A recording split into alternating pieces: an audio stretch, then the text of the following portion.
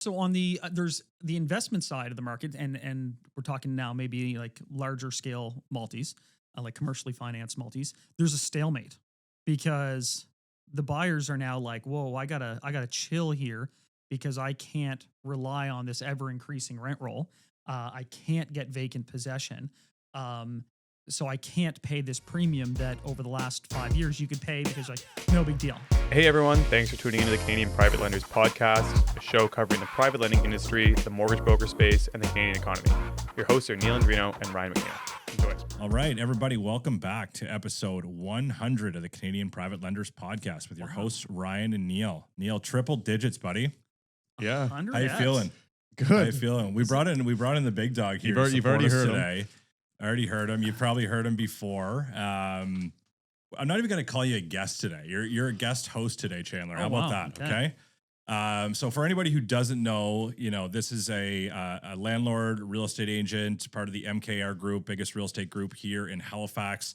Also the past co-host of the Master Keys podcast. One of the major reasons I got interested in podcasting, actually, major influence. There you go. So influencer as well, I guess. But Chandler Haliburton, welcome to the show, buddy. Thanks for having me. It's fun to be back here. It's We spent a lot of time in this room. We're also back in your old podcast studio, which is kind of cool. Kind of neat to be here. But what do you guys want to talk about? It's been a while since you've been on the mics together. We'll just start arguing right away. yeah, it's been a while since I talked about rates. So we talked all about rates for a while. Actually, I had a friend, Ali, message that she had ran into this guy in France of all places, and they talked real estate. And she connected him with the Master Keys podcast, and he sent her a message today being like, I've been watching it all and learning so much. Yeah. So it's super cool. We international, baby. Oh, yeah. Years later, we're blowing up. It's kind of crazy how, like our podcast is obviously much more niche, like focused in private lending. And you guys, kind of played more to the masses just in general with people in real estate investing. But it's funny. I don't know how long it's been, 6 months, a year since you guys kind of wrapped up. But Over a year now, yeah. Has it been a year? Okay, wow, that's crazy. But it's still referenced so often in conversations. Comes up. Yeah. Every now and again, someone will be like, Yeah. do you still do that podcast? Yeah. I think some people don't realize that it stopped because we haven't done it in a long time. Good to know that they were listening. Yeah, if you've done 100 episodes, that means you've been doing this for 2 years. We've been doing it for 2 years. Yeah. We're I guess we're just coming up on 2 years because we do one episode per week. Yeah. So a couple more episodes, we'll be at the 2 year mark. And we did have a little bit of overlap. Yeah, exactly. We did. Yeah, but it's great to have you back. So we thought this, Neal had a great idea for this episode, but I think, we're going to just go through, it's a crazy market right now in real estate in general, but there's still definitely some investment worthy opportunities that we're going to touch on today. We've got a whole list of them here. We'll see how many we can get through.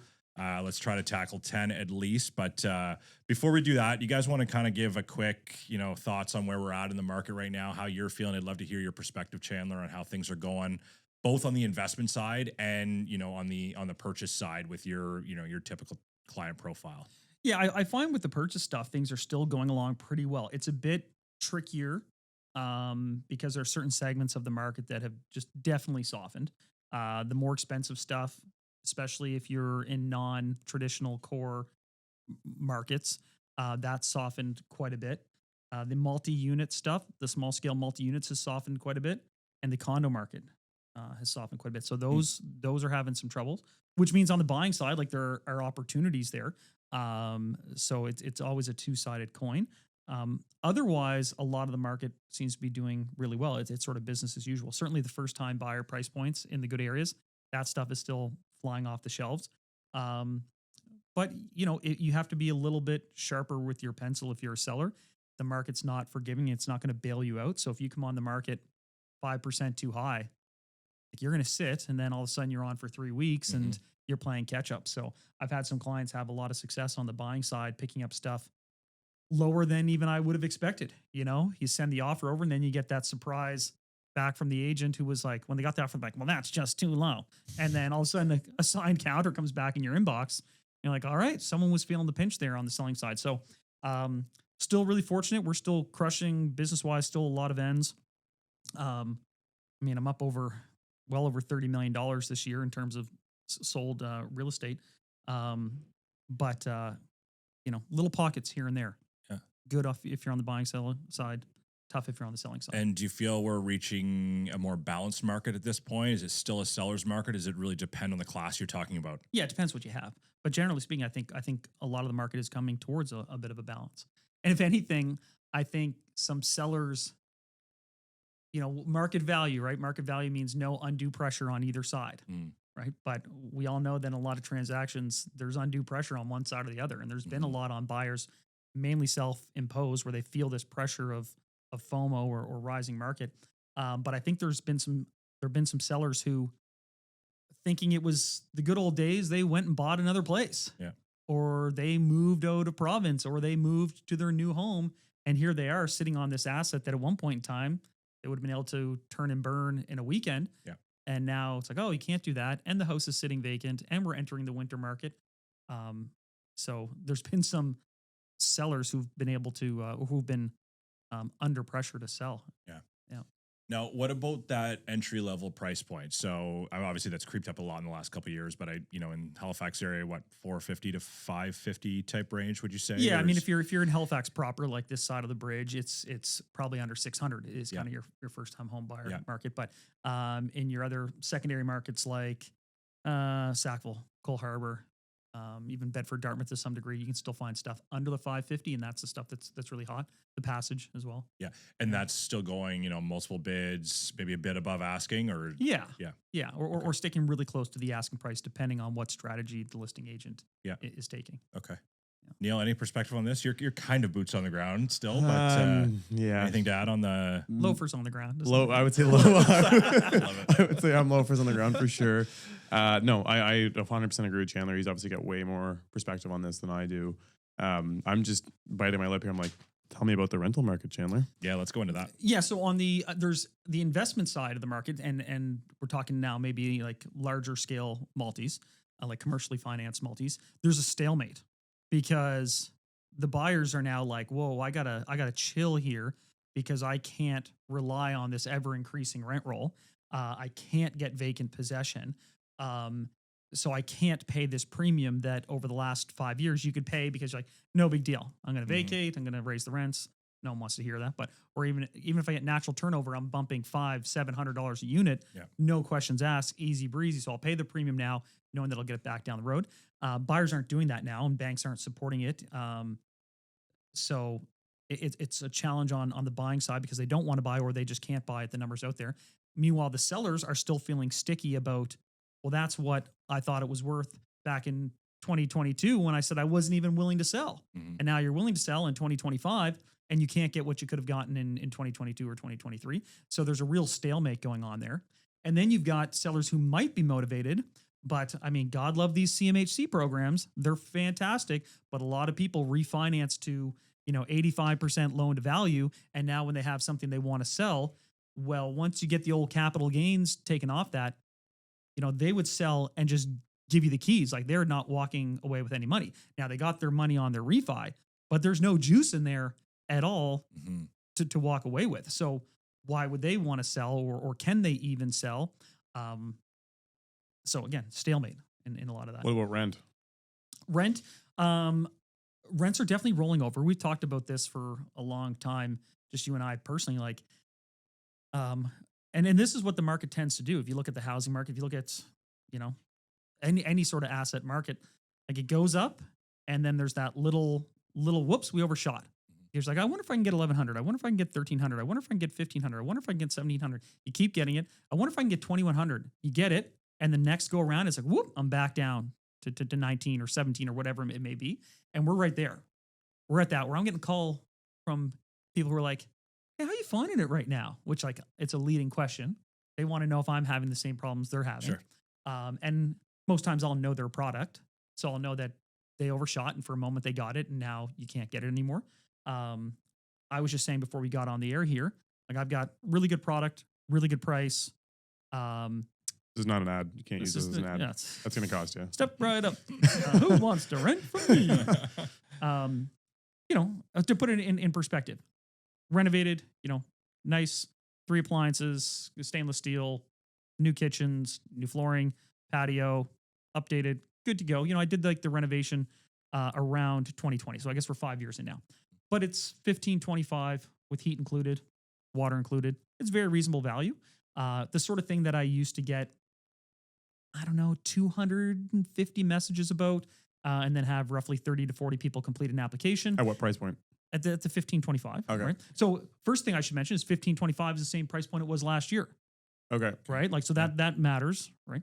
And now I'll get 35 to 40 responses, maybe 10 people fill out the application, and maybe 3 or 4 people that I would want to show it to. And I'm showing it after this, and I'm hoping 3 people come through and that one of them's a fit. Okay. And that's on the same rent that I had last year. Now, one of the things I always did for the most part was I slid my rents slightly below market value, just to keep my life a little bit simpler. Sure. But it's helped me in this moment because so far I haven't had a single rent go down. Like, I haven't been able, or haven't had a single case where I didn't capture the same rent that I got before. Sure. But could be coming. It's coming it's come for a lot of people. I'm not going to assume I'm going to be exempt. I would say the marketplace is definitely down. Yeah. Because most people went to market. So market itself has come down. Yeah, for sure. I think you kind of answered already, Chandler. But if you believe Neal on the podcast in the past, he's talking about 20% vacancies going on in the market right now. But do you believe like that we've jumped up that much in terms of vacancies, or from your perspective, are you a little bit protected because you're at that lower than market average on most of your rents? Yeah, I'm a little bit protected in that sense, but I'm not so far below that it's a no. It's obvious. Like, I'm I might be 5 to 10% under market at best, right? So it doesn't take much of a rollover for that to disappear. Yep. And then you throw in the fact that it's the time of year, and just the fact that we're not bringing in quite as many people, and people get settled into their lease, and then that's a tenant that's not available for 12 months, right? So even if you have a great priced unit, it doesn't necessarily mean you'll be able to give it away, because someone's not going to leave the comfort of their other lease to come over to you. So rents are they can sometimes lag in good ways and lag in bad ways, right? I'm one correction. I think 5 to 10% vacancy, but rent down to probably more like 20%. But I'd say from the peakity peak, like, and I just hit the peakity peak of like, and I'd say probably 50 and 20% down on rent. But do I think we could get to 20% vacancy? Yes. Wow, that's bold. What are the parking areas around here? Is it D, B. A, B? You need to fill out your hotspot? Yeah, I actually just You canceled. already have the ticket. What's that? You probably already have the ticket. I just canceled the hotspot I had because it was from a different area when we were parked somewhere else. Or did I just add that hotspot now? I don't know what I'm doing. I didn't do either. Of course you didn't do Struggles. Either. This is Zone amazing. B? So my license plate came up for renewal. I obviously have a million tickets. So I tried to do it online and it wouldn't let me do it. So I went to Access Yeah, Nova if you reach a Scotia. certain threshold or time, they won't let you do Yeah. it. Pretty so sure I saw you parked illegally outside the studio when I walked in. Yeah. And I was fully prepared when I walked into Access Nova Scotia for them to like max my credit card out. And he pulls it up. He goes, "Oh, you have no fines, so I can just give you a sticker." Hands me the sticker, give him $180, and off I went. I don't know. They're not talking? The tickets aren't sticking to the plate for whatever reason. There you go. You're rolling off that with the environmental it's college. a conservation plate, Chandler. So Worried about Chandler, the now sandpipers. that it appears your parking is sorted out here, I want to touch on, I know you've had a little bit of experience with private financing with some of your investment properties as well. So I'd love to get your perspective on kind of what that experience has been like, how it's allowed you to scale, or the ease of, doing a renovation or construction loan, if you can just kind of touch on that as well. Yeah. So I've used you guys for private financing a couple times at least. I don't know, 2, 3, 4 times. I honestly don't quite remember, but it's always been in a circumstance where I was doing an extensive renovation to a property. And the tricky thing with the business model that I think we've both had is that you are selling the bank on a vision, right? But usually that vision entails a period of no income on the property, or like high CapEx, high expenses over a short period of time, that a lot of conventional lenders just can't wrap their head around, or even if the individual representative can, they don't have the tools or the freedom to do the project. And they all say the same thing, which is, but we'd love to finance it when you're done, right? So the question is how to get from that starting point to that refinance. And unless you have a bunch of cash, then private really is your, if not only, but your best way to do it. Certainly you can go through construction draws, but they're very bogged down. I don't want to say bureaucratic. I don't know what the word I'm looking for Painful. is. They're painful. And as a smaller operator, someone who manages all my projects myself, I probably couldn't pass the rigors of what they would require at each phase of my draw. I would have to bring someone in, a project manager or an engineer, to do more formalized draw accounting and progress reports. And then there's just the ever evolving nature of these things that, like, if you've missed something from a line item, it's hard to go back to a conventional lender and resubmit that whole project. So it's like steering a cruise ship, right? Like it's hard to turn that sucker around. Where with private, there's a bit more of a free flowing process, a bit more communication. It's you guys ultimately are underwriting the deal, so you decide what flexibility you want with it. So in terms of really specific example, I purchased a property that, because of the challenging financing due to the low rent roll, I had to put like 38% down on the project, which in itself is very difficult, but it tied up all my cash. So you guys ended up taking a second on that because I had my as complete. Like, all right, I know this is what I'm going to do. This is what's going to be worth it at the end. Here's my budget. And I'm sure that budget changed a little bit during the process, but that's what it is. Got the project done, went back to my lender, who was thrilled at the end result, and happily extended my initial mortgage product into a replacement one. In another case, a good buying opportunity came up. I had some other properties that had enough equity for you guys to tap into. So it was kind of the reverse case. I was so cash extended on that project while I had the 32% down on the project. Another one came up where I couldn't achieve the required down payment. So I would just take the equity by way of a private on something else, and then I could get into this other project and essentially recreate the same thing. So if you're actively in the business and you are predicting these 8 to 12 month turnovers of projects, which is realistic in a lot of cases, you can kind of stagger these privates to keep things rolling, because by the time the first one is done and that private is paid out, I'm in conventional money there. In a lot of cases, I've also reimbursed, a lot of that 32% down I put down, and that allows me to pay off the private that I've got going on the next one. So it's just another tool that, if you're serious about doing this and scaling up, you kind of have to have it in your toolbox. I mean, you know better than I do, but a lot of the biggest guys in town use private. And we won't name names. I'm not going to put people's business out there, right? I'll only be transparent about my stuff. But this isn't something that people who are, inherently overextending or trying to do too much or whatever, it's only for them. That's not the case, right? Like some big players use private financing. Still chasing lenders for updates? Manually entering deal details? Are you a law firm still not able to perform a discharge with just a simple button click? Well, Lawyer Automator is the modern solution built specifically for real estate law firms working with private lenders. Eliminate manual effort and automate intelligent document generation and digital instructions between lenders and lawyers with just a simple click. Enjoy seamless communication across your entire team and all stakeholders involved in the deal, from clerks to partners and everyone in between. Get comprehensive end-to-end reporting with visual business intelligence tools right on your screen. Perform discharges at the touch of a button. And because we're connected to Canada's largest private lending network, we'll even help you grow your client base with exclusive networking opportunities. Lawyer Automator. Work smart. Close fast. Grow your business. Yeah, no, I'm glad you mentioned that, Chandler, because that's one thing maybe we don't talk about often enough, is that the vast majority of our clients and many other private lenders are high net worth, and they've got really good credit and good income, right? But they may just be cash poor in a certain situation, or their cash is tied up in a given project.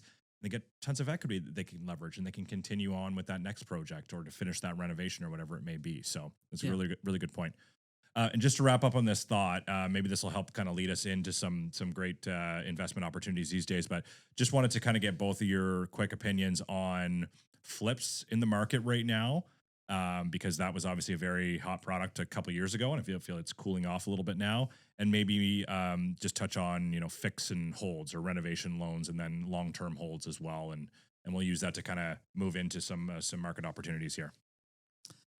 I mean, with the flips, like we used to always say, you only make money on the buy. So I do think that there's some stress on sellers right now that you could actually get some good buys in this market right now. So I believe, as much as the market isn't going like a rocket ship 10% a year anymore, I think there's a good buying opportunity, which is where you make money on your flips. Also, I think you could probably get some cheaper labor right now than maybe before. So I think there could still be some opportunities there, because if you're doing a good flip, you are running your end value based on what the property is worth now. Bad flippers, or flippers who were, getting away with it during a running market, were doing their flip based on the fact that when they're finished 6 months from now, the market's going to be up another $50,000. Yeah. So that'll bail them out for any shitty or lousy work that they do. Sure. If you're running a smart flip, you're running your value off what the property is going to be worth today.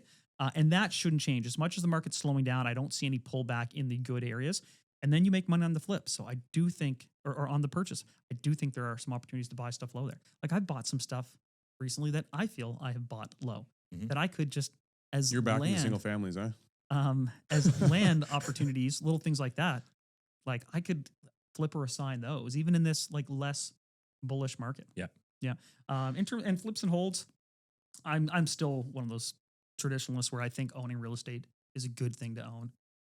Rents, though they've come down, it's still a great way to pay for an asset that's going to grow your long-term wealth, right? Like, I've never felt you should expect to make hundreds or thousands of dollars on small scale multis. Yeah. It's not really what it is. They're great piggy banks. Sure. And you're in this for the long haul too, right? So Yeah. this is just part of the cycle in the market. Rents go up, rents go down, they level out, and you hold long enough and you'll probably be in a pretty good spot. Yeah. I remember being in high school or university, talking to my buddy's dad, and he's from, a fairly big developer company. And like, I was so amazed that they had like a 20 odd unit apartment building on Agricola.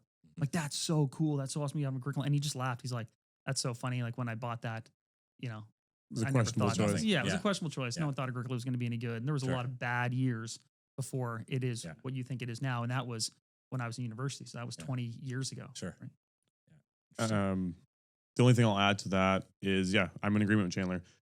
I think there might be more opportunity for flips now than in the last 2 years, because prices were up so much, but the growth had petered off. Yeah. Now you're starting to see deals take place. You're starting to see foreclosures creep up again and then come to market at discounted enough prices that you can get in, get the work done, and actually turn them. And that the home market is still reasonably strong. So you actually have the ability to sell them. The BRRRR model, I think, is under a little bit of pressure, but I also think there's opportunities coming there, and you're seeing people sell at more realistic prices now. Yeah. For the first time in a long time. It's been a stalemate for probably 12, 18 months, I think. And you're starting to see people break, because some of these people that weren't willing to come off their price are struggling to rent their unit. And they're finally like, oh crap, this is actually starting to turn. And so they're willing to sell now, and maybe for a little bit less than the offer that they had previously. But you still need to be extremely cautious on your buy. Don't get so excited, because we're not in a huge growth wave, and I don't think we will be for a while. It's interesting you bring up about cheaper labor now, and I think that's a key point as well, because even when the market was super hot, like, labor was very difficult to find. Yeah. And if I think about it from like a private loan perspective, where each month that goes on, you're paying significantly more and cutting into the margin on that flip, right? And if you maybe don't have the same juice in that project, but you can get it done in 6 months instead of 9 months, maybe you're just as profitable in something like that. Right? Yeah. Yeah. That's, again, part of the whole calculation of private money is the opportunity cost of your time and really getting the cash flow coming back in. Like, if you can finish a project 2 months earlier and you're renting at, say, $2,000 a unit and 12 units, like, all right, that's $24,000 a month. In 2 months, it's $48,000. Yeah. So if the cost of that private money is $48,000, like, well, already you've broken even. Yeah. Right. And it gets you into the project, which you may not have otherwise been able to do. So you have to work it in there as a line item, but it certainly can make a lot of sense. Right. I'm curious, and this is the same with the flipping, and the problem with the BRRRR model is that a lot of people do it with 5% down, understandably so. But it's not a lot of equity to have in there. you know, if there's a rainy day In a potentially declining market, in even a flat market, it's not a lot of equity Right. to have in there fees, because expenses, and everything. fees, expenses, like capital gains. So it's the same reason why you can't shake some owners off of these multi-units. Like they sell it and all that happens is they give you the keys. Like they don't put $1 in their pocket. Yeah. If these CMHC programs are great, but they are designed for you to keep that product. I don't know if that's specifically in CMHC's mandate, but I think it probably is because turnover historically hasn't been great for tenants, whereas like consistency of the landlord has been. So a CMHC loan tends to be set up for people to hold the property for a long period of time. And there's a lot of people who are like that, whether they want to keep the property or not, they might be sort of stuck with it. Mm-hmm. Yeah, I would agree. Absolutely. All right, let's dive into it here. So we kind of touched on several different things that are potential opportunities or potentially things to avoid in this real estate market. But off the hop here, I want to go back to the first time buyer, and I want your perspective here, Chandler, on the first time buyer specific to Halifax. Obviously, the market. I've lived through it. I bought my first house here close to 10 years ago. It was down at like the $250 price point.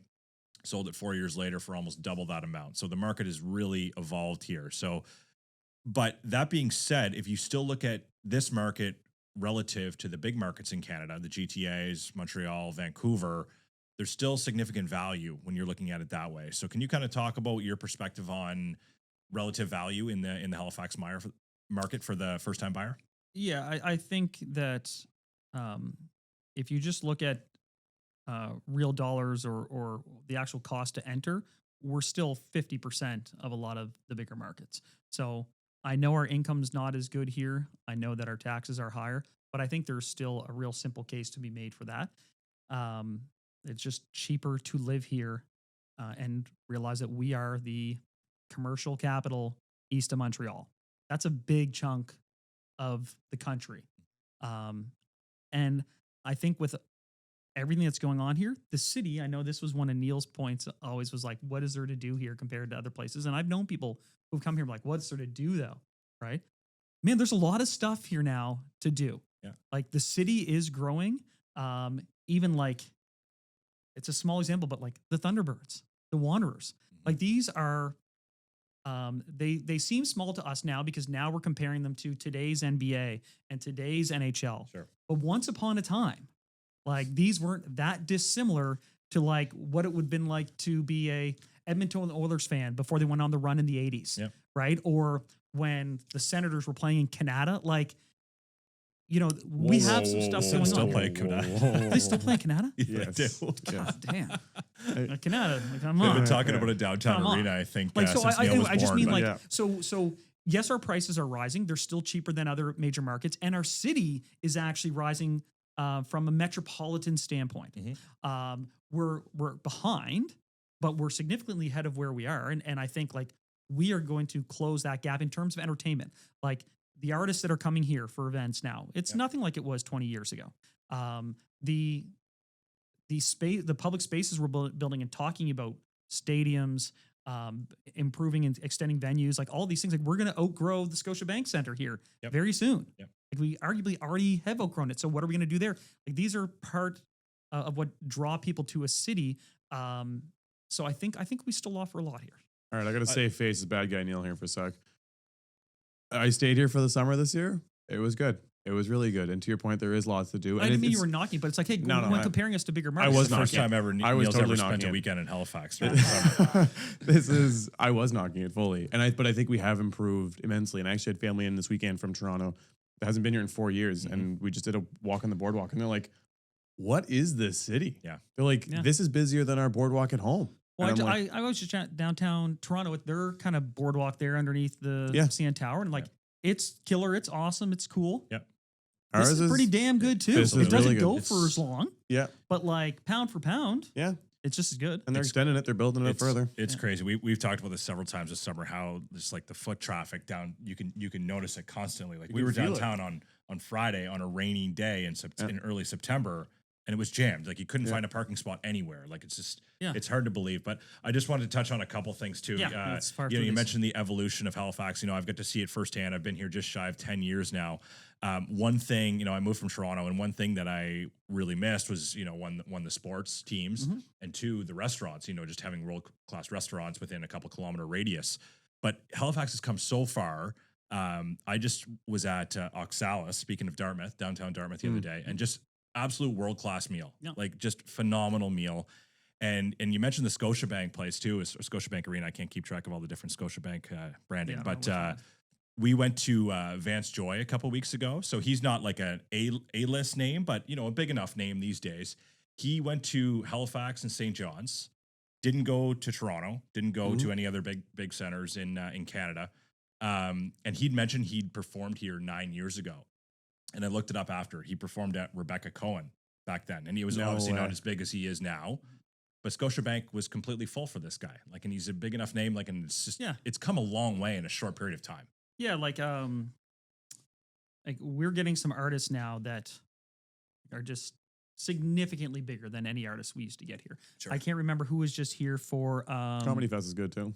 Like the comedy. I mean, Jerry Seinfeld, like John Mulaney, Kill Tony, Theo Vaughn. Yeah. Like these are the biggest names in comedy. Yeah. Hosted at an outdoor festival right downtown. Like that rivals any comedy experience that you can do almost in the world. Like that's right up there because those are the biggest acts in the world. Yeah. And as someone who really loves comedy, that's incredible. Yeah. Right. Like that's like having, I don't know what the equivalent musical artist would, like that's Taylor Swift performing in your city on a comedy level. Oh, some people just turned off the podcast. I can't believe I just referenced Taylor Swift. I cannot stand Taylor Swift. Maybe not Taylor Swift, but like in terms of like of their craft, that's the biggest there is. Totally. We're getting bigger rappers here all the time. Yeah. Like I can't remember this guy's name that was here for the Dow Frosh Week. Nelly? No, like la la la la. Da, da, da, da, da, da, da. It's Canadian. Very good. It's somebody never broke. Whatever. Yeah. We had the Baby Blue Sound crew when I was at St. Mary's, which was like the roadies for Shock Lair, right? Like things have come a long way. We're a bigger city. You can now sell tickets to an event. Like the tickets, like if you wanted to sit, people travel here to come and see things. Yeah, it was $300 a ticket for good seats to those comedy festivals. Yeah, right. So there's money in the city. There's stuff to do now. Sale GP. If you look at, like, there should be some measurement that's like the cost of an event relative to the price of a home. And we're in good shape because like to buy a Maple Leafs ticket relative to the price, like that would be extortionary on both ends. But here it's like, you can kind of do cool stuff and have a decent house. So to bring it back to the affordability of the relative markets, I wonder if that's a reason why some of these artists are choosing to come here versus a Toronto and a Vancouver, because people are just so stretched thin there where, a lot of people are stretched thin here, but maybe to a lesser extent, where that we do have a bit more disposable income to be able to go to something like that. I mean, I think it's probably has more to do with the availability of venue space. Like where we're secondary market, like you don't have to compete to get our venues as much as you'd have to compete at those other places. I think there's also a lot of new investment in every industry. So we've seen it in the real estate side. So you're seeing nicer things being built there, but you've also seen almost everything turn hands. So the businesses that own these teams, that own these venues, that own the grounds that these places play at have turned hands. So you have new energized teams that are coming in, not like teams that are playing the sports, the actual teams that run the business in the background that are chasing down these new performers and chasing down all these new opportunities to try and grow the business. So that's what happened with the Moose, and we're seeing them continue to invest. And if we had kept the old ownership, there never would have been any also new the fact that they're getting pushed by the Wanderers, they're getting pushed by the Thunderbirds. Like it's a good thing. You got to bring it, right? 100%. Okay, awesome. Okay, I want to talk a little bit about variable rate mortgages because been a huge rise in this in the last couple of years. I heard a stat the other day that more than 50% of new mortgages are going out as variables now, I saw that too. Which historically, I think it's probably been more in the 20-25% range for variable mortgages. So it's just very interesting to see this, and I want to kind of get your guys your expectations on potential rates in the future. But we've got 2 million renewals coming up between the back half of 2025 and into 2026, with all those renewals coming up from 2020 and 2021.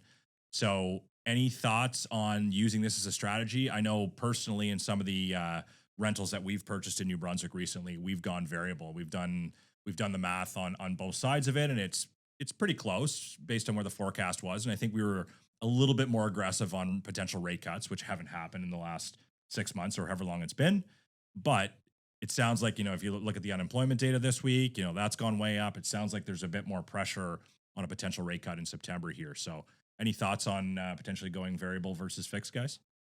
Go for it. Yeah, Dan. I mean, we're gonna get a rate cut. Like I would be shocked if we didn't get a rate cut here. Like the Fed, last I saw, the Fed's chance of doing a rate cut was 100%. Yeah. Right, and so that puts a lot of pressure on us to do a rate cut. The job numbers are trash. Like they're not good. And I don't put as much stock quite in youth unemployment, but unemployment in general, yeah, that's big. So I will say I could see a lot of new money going variable because in the short term, i.e. the first 12 months, there's a lot of reason to think that'll do better.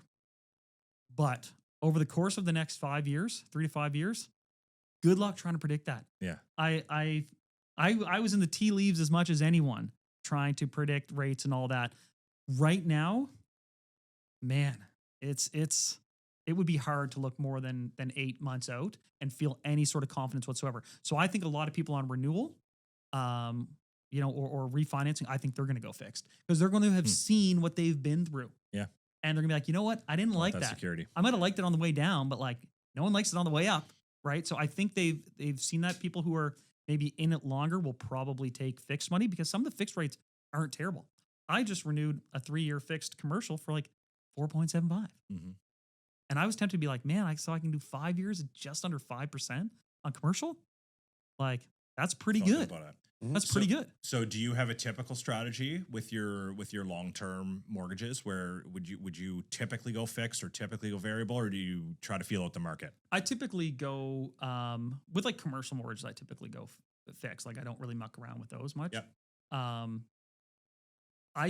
only real strategy I've had with my mortgages of late is just to strategize based on how much I think I can turn the property over. So I took some longer term money recently, a CMHC 5 and a CMHC 10, because there were 2 buildings that were essentially maxed out. Like if you have a building now that you have squeezed the juice out of in terms of what you're going to invest in the building and then what it's going to yield in terms of rent, I'm taking long-term money on that. One, because you can typically free up more money through like a CMHC refinance. But 2, because I'm not going to feel the need to dip into that property because I don't think it's going to go up that much, right? Like I think my net operating income on a lot of these things is actually going to go down for the next couple of years because we're talking about if rents are staying the same, nothing else is. So that means that margin is going down.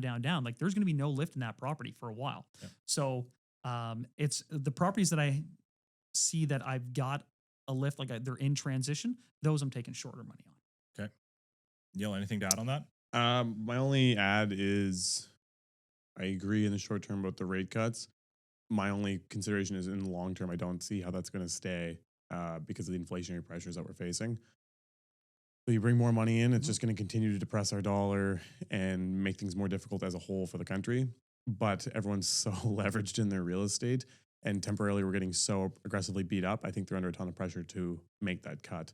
But they might also hold out. Like I feel like we've been seeing them hold out, and the market's continued to get destroyed in a big part of Canada.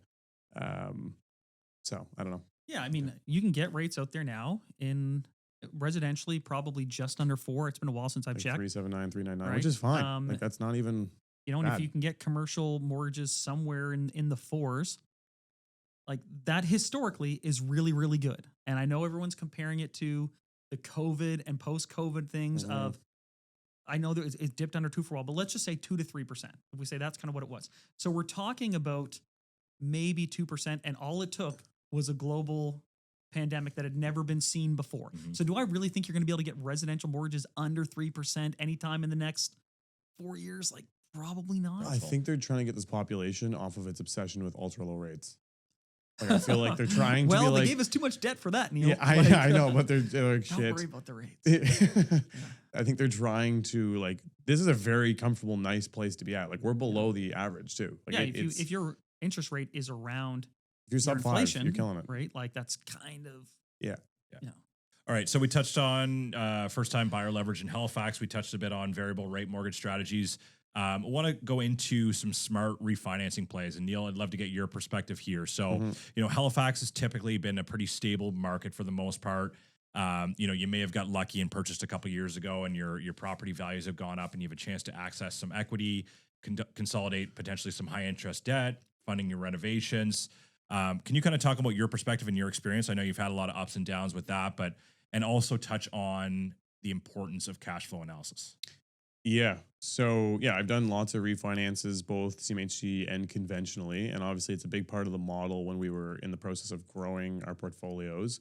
I think the consideration in today's setup, if you're sitting there and you have a portfolio, it gives you an opportunity to look at growth. I've had a lot of people approach me like, I own 6 places or 5 places, and I just can't get into my next one because now I'm not really cash flowing in any of them. I don't know what to do. Don't really want to sell them. It doesn't make sense, whatever. But they have equity in all their properties. And I am encouraging, if they have intention to make a new investment or make a new play or get into a build, there's an opportunity to either blanket all of those properties or to individually refinance them and pull your equity.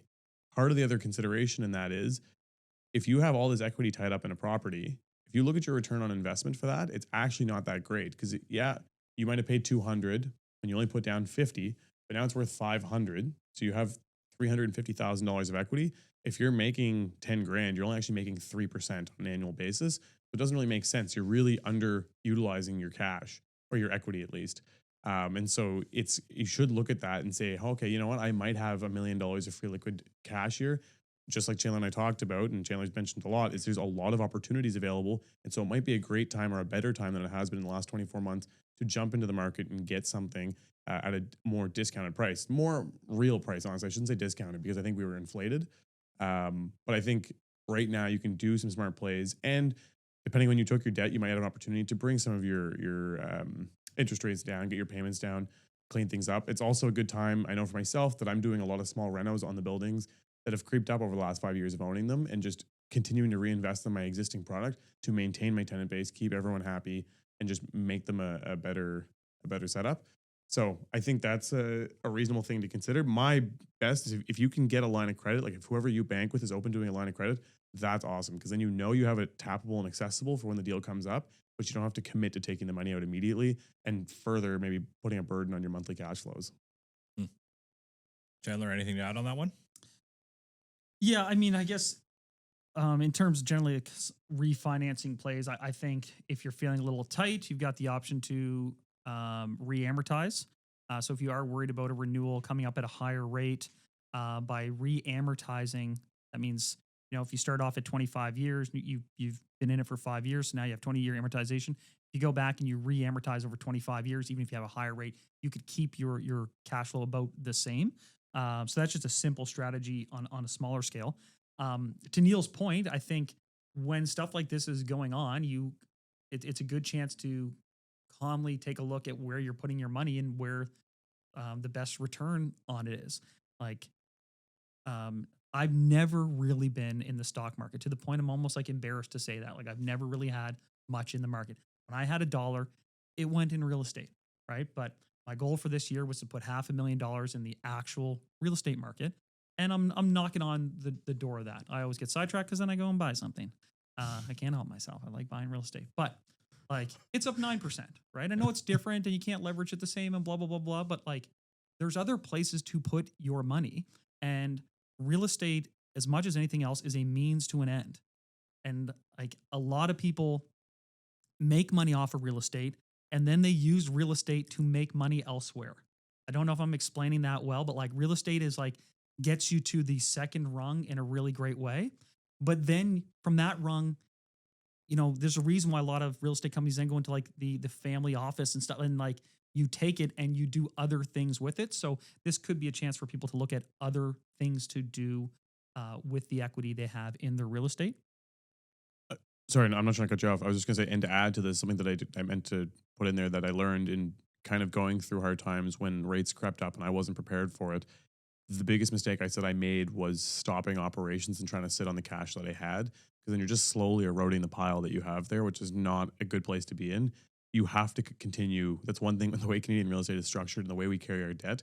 You have to continue working the marketplace, in my opinion, unless you have a massively cash producing other business or whatever it is. You want to continue doing projects, and they even structure it like that now. Like, CMHC has eliminated its rental achievement on their on their terms now because they know people can't fill their buildings, but they're going to allow you to basically say, keep building because we want to reduce the whiplash effect, keep building and keep the things moving along. But you need to keep doing that. Otherwise, you are going to impact your cash basis. Are you a private mortgage lender in Ontario looking for trusted legal support? Meet Grecky Carter Professional Corporation, a boutique real estate law firm in Midtown Toronto with deep expertise in private lending and mortgage enforcement. Grecky Carter closes hundreds of private mortgage deals every year, and when recovery becomes necessary, they handle both contested and uncontested enforcement with precision, from forbearance agreements to power of sale and cost recovery strategies. For lenders who demand clarity, efficiency, and results, Grecky Carter has you covered. Visit gclaw.ca to learn more and safeguard your private lending investments. Maybe this is a good chance to swing into the topic here: build to rent and purpose-built rentals. Yeah. What are you laughing about over there? I want you Yeah. to sell me. Okay. I'm trying to maybe put you in a contrarian position here. Why you should buy a million rentals right now or build?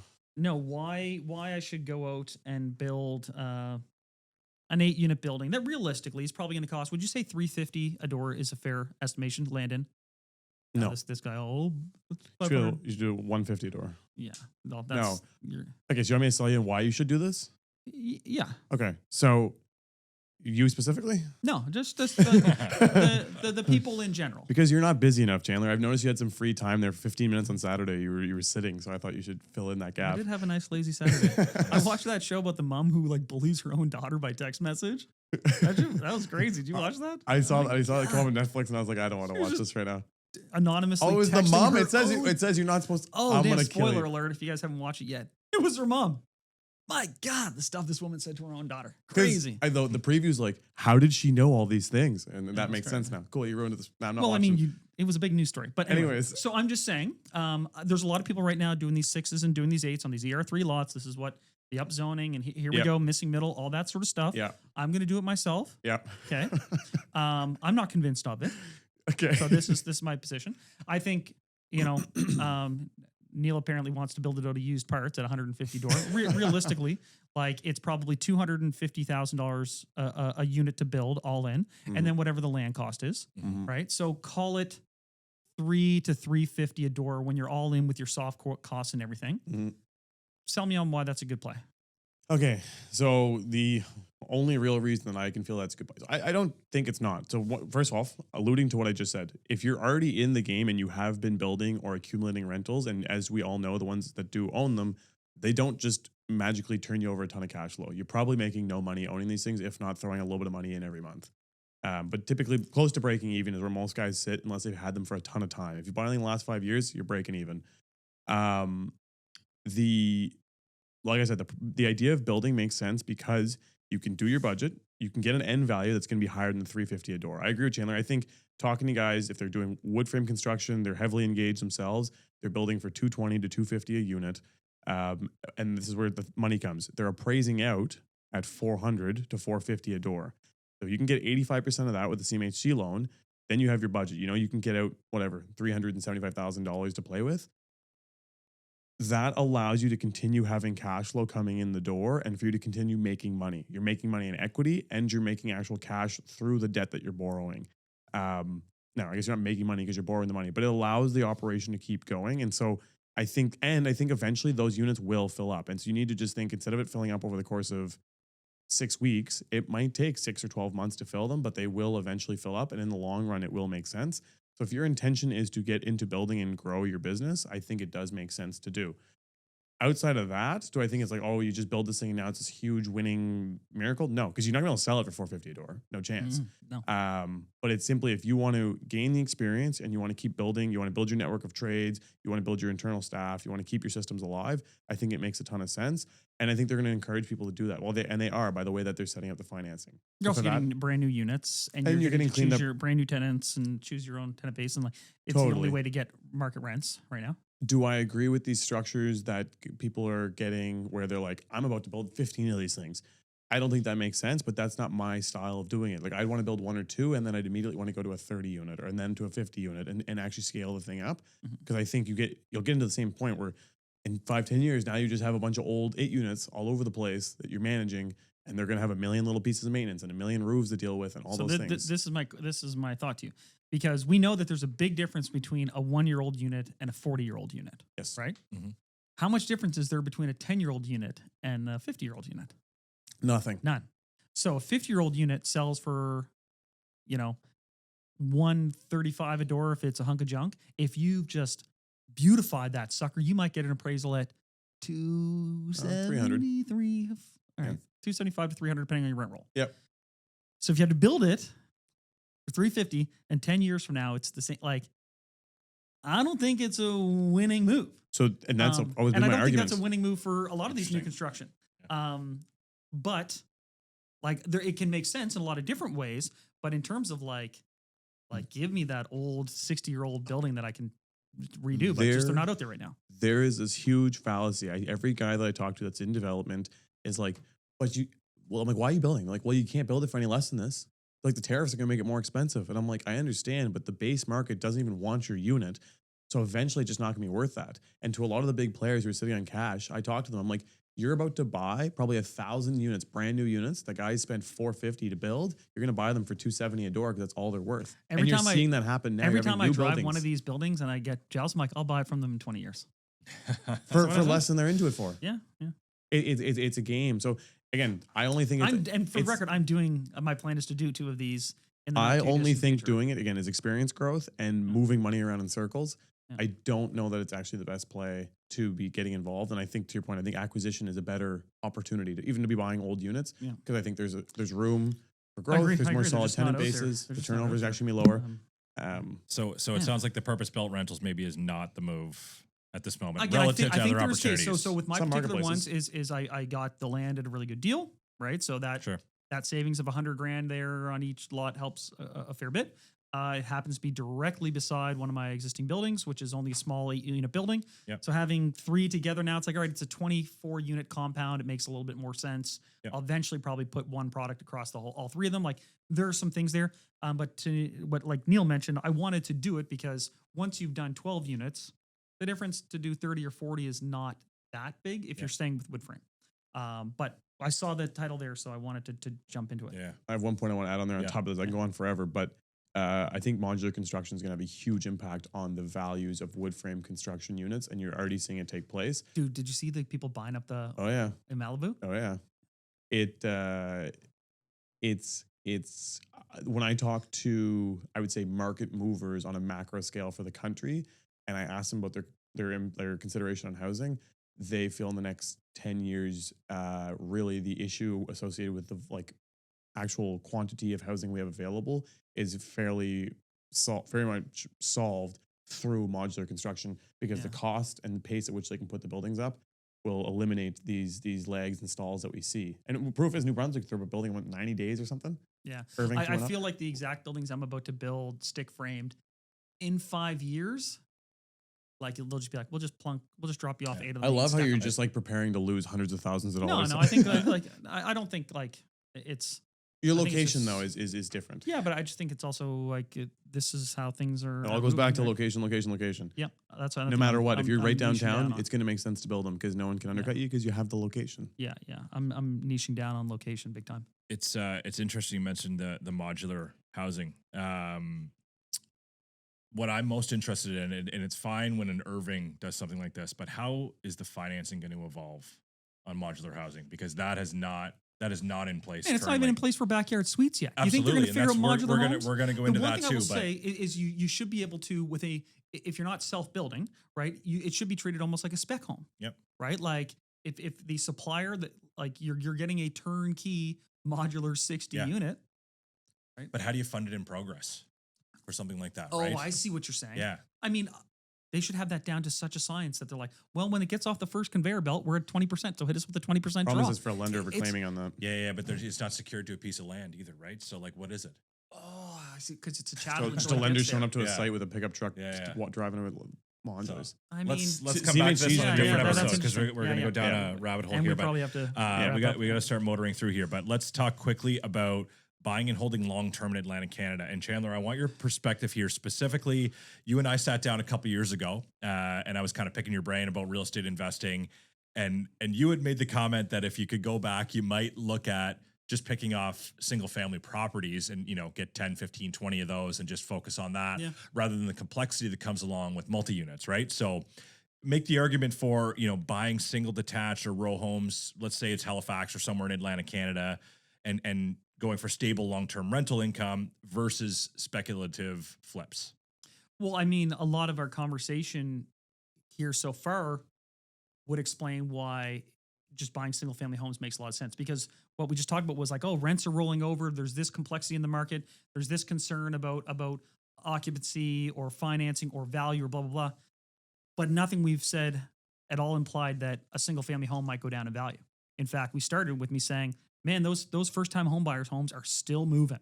So owning a bunch of those, like, it's always made sense. It's less, it's got less of a balloon, but for that has positives and negatives. Like, it's hard to go 1, 2, 4, 8, 16 with the single family homes, but it has an amazing slow and steady. And if you ever wanted to divest of them, you could do one at a time over a period of time, and they would sell really easy. Like, there's a lot of people right now who are struggling because, the rental market wasn't what it was 2 years ago, so they can't sell a rental property. But no one in the single family home is like, oh, darn, rents are down now, I can't get as much for my house. It just takes one massive variable out of the equation. Combat that with the tappable equity is difficult, because then the rent doesn't match the value of the property. Because then, like, it made sense back in the day because you could buy a single family for $190, $250, $300. For $300, you could have bought a nice place that you could turnkey rent and make money on all day about 5 years ago. Yeah. Now those places are worth $600, $700, or say even $550. The rent's not going to make sense to actually fully lever that, and leverage is the name of the game to grow your portfolio. It's your ability for growth. It's not it's not a refinance. That's what I mean. It's not I think it's a more secure product. Yeah. But you can't refi out your money. So the ability to grow through your portfolio becomes more difficult. That's why you can't do that leverage thing of 1, 2, 4, 8, yeah. 16. Like, it doesn't exist there, but your barrier to entry is pretty low. If you're doing this model, you're probably a person who's buying like one every year, 18 months, right? And so that means by the time you bought 3, your first one's up for a natural refinance anyway. And you might pull out, even if you only pull out 40 grand, it's like, well, maybe buys me another one. Like, it is a slow and steady, pragmatic, like, simple version. But at the end of it, if you had 10 single family homes right now that you happen to buy between 2010 and 2020, like, you would be chilling pretty good. This is why you're buying single families again. I'm buying them for the land underneath the mill. The truth comes out. All right, so we're about halfway through here. We touched on first-time buyer leverage, variable rate mortgages, smart refinancing plays, purpose-built rentals, and buying and holding long-term in Atlantic. Neal, I want your perspective on REITs, okay? So cap rates starting to compress, commercial sentiment rising, and investing in some Canadian REITs could be opportunities for potential upside here. So I know I got kind of interested in this probably 3 or 4 years ago. It was probably the worst possible time ever to invest in REITs. Each one of them that I bought is down probably 30%, or was at one point. It's kind of bounced back a little bit now, but it's been spitting out dividends some of them are monthly, some of them are quarterly. So there's that aspect of it as well. So can you kind of touch about your perspective on REITs? So I've said this to a lot of people. I think if they did the numbers on buying, let's say they're the one duplex that they want to buy, the cost to close, the expenses to run it, and then if they go to sell the thing and the illiquidity that it has, they could have just bought a REIT and probably been in the exact same position with no work, no stress, and all that they do is a single click of a button. Actually, I say this to my mom all the time because she's like, I want a duplex. And I'm like, you're going to buy a REIT stock because you're not managing a duplex. My only consideration for right now specifically, I think there's been a lot of compression off of the peak and 2022, but I think there's still a lot more to come. I think you've seen compression from the actual investment marketplace of investors who are constantly analyzing these things. I think the general market of consumer investors hasn't actually given up on the REIT yet. And I think when the news cycle comes out that commercial investment real estate is taking a hit, then you'll see a huge drop again, or maybe not a huge drop, but I think you will see some price reduction in the cost of the REIT stocks from that news cycle and from sentiment, and less from actual fundamentals. But I think even from fundamentals, you will see some of them that are heavily residential weighted taking a beat down or a further beat down. So I think it's probably a buy on the way down sort of situation and average your costs. But I think they present a great opportunity to get exposure to the real estate market without having to be directly involved. But you need to do your due diligence on them because some of them aren't run super well. And so it'd be good to look at which ones have been, I think, selling in the last couple of years to help balance their debt position, pay some of it down, and be prepared to make acquisitions again. Because those are the ones that'll have growth moving forward. Because even some of them that have just like held stable and doing okay, if they haven't stocked up cash, they're not going to be in a position to capitalize on the hurting market over the next 24 months to then have a larger growth wave. But long story short, I think, again, it feels sexy to buy the thing, but I don't think it hurts to also buy a REIT. And I think now's not a bad time to start and then to continue to buy it on the next 2 years as they get hurt. Yeah, I mean, I owned RioCan way back, and dollar for dollar, it's probably about the same price as when I owned it 20 years ago. But the dividends are a real thing. Like, I like dividends. If you're in a dividend reinvestment plan, it's kind of as close as you're going to get to compounding interest in something like that. So it's kind of cool. I also think that a lot of REITs have the ability to shed product, and because of like they're a shareholder based operation, obviously, so they can skew their numbers and drop product and then show higher profitability pretty easily. So even in lean times, they can report good numbers, which then could drive their prices favorably, even if they're dropping a bunch of assets. Because it's So I'll just add one note there. So I'm just looking through my portfolio of REITs that I own here. My only one that's up significantly, Chartwell Retirement Residences. There you go. Retirement homes are killing it. They never stopped. Probably not surprising, actually. Okay, then let's go through the next two together here, Neal. So I want to talk private. Yeah, go ahead. I might have. Yeah. Okay. He's done at 3:30, so you got to go like 15. Yeah. Okay. Yeah, we'll get through it. 5. Yeah. Okay. All right. They can edit that, right? So okay, so let's go through the next two together as we start to wrap up here. We're going to talk direct private mortgages and mortgage investment corps. So, Neal, do you want to kind of go quickly through? We've talked about it before on the podcast, but maybe what the opportunity would look like for a direct mortgage for someone lending to a developer just on a one-off or a couple different deals versus investing in a MIC and you get a more diversified pool with the monthly or quarterly dividend. Yeah. I mean, so very quickly, I think a lot of you, if you're listening to this, already know a lot of this, but we'll touch on it. A direct private mortgage is when you are directly lending to the borrower. And so the opportunities are out there, and you will, if you talk to probably a mortgage broker, they'll bring you a few, or sometimes some people will just bring them to you if they know that you have a bit of cash. But you are then taking a charge on that person's property and collecting the return directly from them. That usually means you're getting the full rate. Usually the fee will get captured by the broker that helped you put the deal together. But you could get 10, 12% directly into your pocket. But obviously you run the risk of if that borrower stops making payments, you're not collecting any. And if you have to enforce, you have to actually deal with the lawyers and make your enforcement. And that can take months. And then you have to hope that the position you've taken on that property can be liquidated and paid out in full. So that's a direct private mortgage. And we've talked about it before, but for anyone that's new, that's what it is. Yep. Love it. And you want to talk a bit more about MICs, or you mostly covered it there?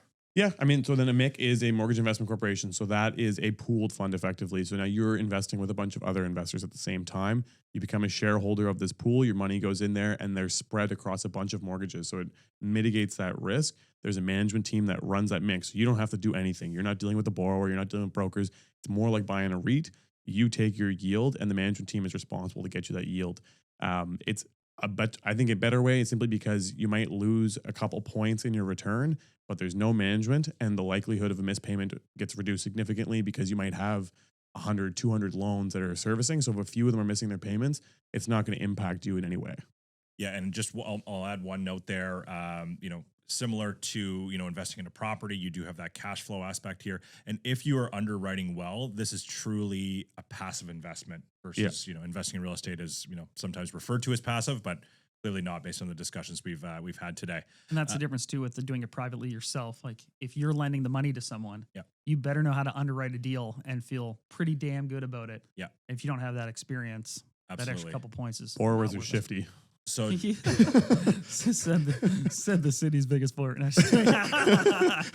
Just before we go into the last one here, so I want to get your guys' perspective quickly. We talked a lot about Halifax today, but I want to talk a little bit about betting on some of the other mid-sized market, or many would consider them smaller markets in Atlantic, the Monktons, Fredericton, maybe even a Sydney or St. John's. Cash flow opportunities are still available on these in multi-units and even in single family or duplexes as well. I know I've done a little bit in New Brunswick. But I want to kind of talk about your perspective, or even we can keep it more local here if you want to talk about the Truro, Porter's Lake, down the South Shore. Any perspective on those areas as potential investment opportunities? Oh, man, it's some of those markets got run up really quick. Mm-hmm. Quick in terms of what you had to pay per door, quick in terms of the supply got gobbled up. So I don't know what juice is left in a lot of those areas, to be honest with you. And I hear people like, oh, I'm looking at this deal in X location. And I'm like, that's kind of what I would want to pay right now in Dartmouth. Yeah. And I don't know. Thanks, but no thanks. Yeah. Like, I think part of it was people were overpaying here. And so they were getting what was perceived as a discount in other places. Now that the market is correcting here, like, where would you rather have your money? So those areas are going to have to see a correction as well. Mm-hmm. Because if they fall out of line, which means like, you should be buying those places at, what do you say, 33% less than Halifax? 40% less? More, Depends on the market. Like, yeah. And if that's no longer the case, yeah, bring your money back here. Like, that's what I would do. Interesting. I mirror that. I'd say, like, use like patience, right? The deals will come back around. Just because you can't buy here, if you got to sit in the sidelines for a little bit, no big deal. It's interesting because I was looking at a deal as well that was outside of town, and it was priced similarly to what I would expect to pay in town. And they're like, yeah, well, we're getting more action out here in these secondary markets because there wasn't this development boom. And so there's still a stronger demand for units. But then, which made sense to me, and then I got all interested in secondary markets. Then in conversations with one of our partners in Ontario, they made the comment of like, yes, that's true, but we've been through this cycle before. What happens is when they open the immigration, they force everyone into all these other smaller markets. They already find Canadian cities small. They're not staying in these secondary and tertiary markets. They're all coming back to the core. He's like, and you will see the core of your city will refill all over again. Yeah. And those secondary and tertiary markets will go completely empty. Especially when the rent gap, it's because the rent gap works the same way I was just talking about the money. Like, there has to be a 40% reduction in the rent for people to live there if that's their main expense month to month. If rents roll over here and they go way up there and it gets closer again, well, now they're going to move right back in town. Yeah. So. Well, I slightly disagree with you guys in some of those markets in terms of like cash flow opportunities, because I feel like a lot in this city was more speculation on it going up, and there's more stability and more of a base, but there is opportunities to actually get in more so on the buy, right? And you can maybe have some tighter relationships in those smaller cities as well. But I do agree with you on in terms of the immigration piece, because that used to be people in Halifax or in Charlottetown or in Moncton and then leaving to Toronto or leaving to Vancouver. But now that Halifax has become such a big center, we could see that more so from, a Truro or Moncton, moving into Halifax as well. So I could also see like the fringe grow. Like a lot of those big cities, they reach the secondary market because the primary market just absorbed the secondary market, right? So Enfield, baby. Enfield's a good example. Yeah, exactly. So Chandler, I know you got to run. Last one here, just a quick comment on ADUs, backyard suites, and we'll wrap it up from there. I finally started to see people use them, and it's the exact people I expected, which is people doing them for their own family members. That makes sense. Those are the grants, those are the loans, both provincial and federally. That's where you can get the good money to add these secondary suites. Until these prefabs come in en masse, I don't think you can just toss one in your backyard for rental income and it really moved the needle. Because I've got people get ones in there and they're like 360,000. Yeah, it's like, whew, man. Pricing is insane. And people don't know yet how it's going to affect the value of your primary residence there, right? So you had a great $550,000 home. Now you're in it for, $900,000. Is that now worth $900,000? Yeah. Because the people who wanted the single family home don't want it anymore. The people who want a duplex don't know if they want it for $900,000. Like, so I don't know. I don't see it. But if you've got a family member you need to move in your place, I think it makes a lot of sense. Totally. I don't think it makes sense in an investment. Even talking to appraisers too, he's like, I don't know how to add they don't know how to appraise this as equity because that's the biggest concern. Yeah, that's they will the only biggest concern appraise in the the financing primary piece, residence square footage. They won't give any square footage value. There should be more future opportunities there, and hopefully it continues in that direction. So, okay, Chandler, thank you so much for joining. This was really cool. Really appreciate it. Feel free to take off. We'll just wrap it up here. So, obviously, we've seen cooling prices, Neal, in the market. We got some rising inventory now as well. But that's more of an opportunity for investors too, right? Where, you have to focus more on discipline with cash flow, thoughtful strategies over speculation, right? So and we're lucky to be in Halifax. Affordability is better than many markets. For the most part, fundamentals are solid. So this potential environment is good for opportunities for, whether it's owner occupied, investors, lenders, and developers, right? So there still is, we've outlined it. There's several opportunities. We didn't even get through all of them today, but many opportunities. Anything else you want to add before we wrap up? Episode 100, buddy. Episode 100, from a recommendation from a loyal listener, we're going to be changing some things. That's right. The question at the end. Yes. At the end. But yeah, I think it's a tough time in some sense. And like, it's like, I obviously talk a lot of negativity and I'm concerns and stress and all that, but it makes it for an opportunity to buy as well and to get involved in the marketplace. So do your underwriting, do your due diligence. And I think you can still get in here and be in good shape. Absolutely. It's pretty cool to get to triple digit for episodes here. So looking forward to the next 100, Neal. But we're on the road for the next several episodes, probably next 4 to 5 episodes. We'll be interviewing mix and private lenders from across the country at the Canadian Mortgage Summit in Toronto next week. So keep an eye for that for the next several episodes. And we appreciate everybody sticking with us through 100 episodes. And hopefully we've got some new listeners coming in soon here. And thanks everybody for listening. Thanks, guys. Cheers. Thanks for listening, guys. It's Neal, your co-host and co-founder at Keystone Mortgage Investment Corp.